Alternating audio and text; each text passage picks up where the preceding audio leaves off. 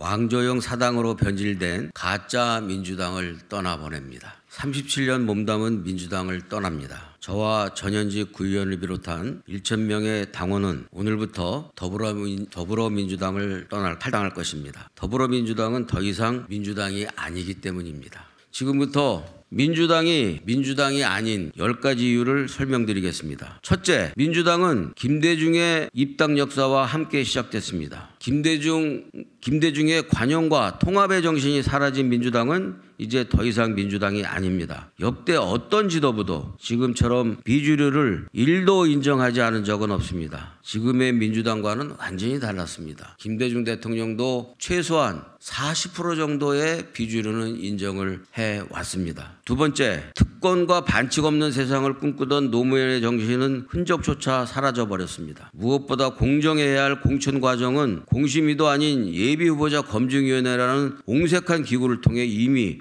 반칙과 특권의 난장판이 됐습니다. 사람에 따라서 기준이 달라지고 했습니다. 셋째, 오늘날 민주당은 이견은 물론 비주류를 1도 허용하지 않고 있습니다.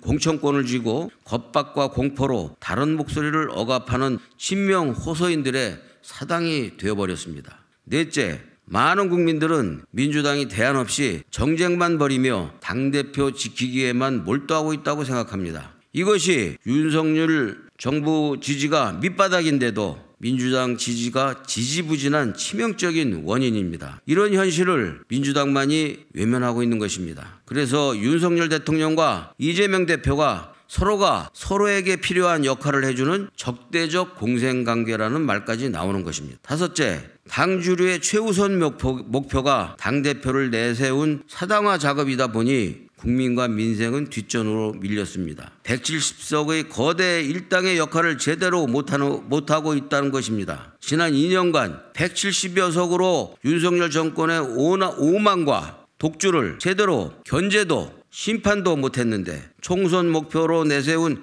151석으로 어떻게 심판하겠다는 것입니까? 여섯째, 윤석열을 스스로 키워낸 민주당은 윤석열에게 패배하고도 정신 못 차리고 여전히 한동훈을 또다시 키워주는 숙주 역할을 하는 무능함을 반복하고 있습니다. 알량한 자신들을 드러내기 위해 준비되지 않은 말로 한동훈을 공격하다 보니 한동훈 위원장만 불쑥불쑥 키워냈습니다. 여러분들 생각을 해보십시오. 한동훈 씨가 법무장관 됐을 때 여러 설이 있었습니다만 이렇게 한동훈 씨가 이재명 대표와 견줄 정도로 지지율이 올라가리라고 생각한 사람이 누가 있습니까? 이렇게 빨리 한동훈이 성장할 줄 누가 알았습니까? 그거 다 어설픈 민주당의 한동훈 건드리기가 윤석열 건드리기와 똑같이 만들어낸 것 아니겠습니까?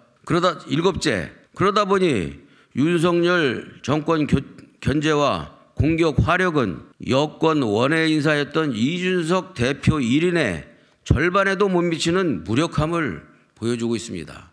이것이 민주당이 무능하다고 국민들이 생각하는 이유 중에 하나라고 생각합니다. 중요한 고비마다 천박한 막말로 본말을 전도시키고 국민적 공감대 형성에도 실패를 반복하고 있습니다. 막말 공천 불이익을 운운하더니 그마저도 흐지부지되며 국민과의 약속을 이미 깨고 있습니다. 아홉째, 윤석열 정부의 실패, 무능의 반사이익조차 제대로 수확하지 못하고 있습니다. 무조건적인 반대, 당대표에 대한 과잉 충성 경쟁, 감정적 대응이 민주당의 문화가 되어버렸습니다. 서민층과 중산층, 다양성과 공정성이 민주당 다음이었습니다. 그런데 최근 여러분들 들어보셨겠지만 지금의 민주당 다음은 뭐니 해도 이재명 지키기로 변질돼 버렸습니다. 그것이 오히려 윤석열 정부에게는 국정 실패를 방탄하는 명분을 제공하고 있다는 사실을 그들만이 모르고 있습니다.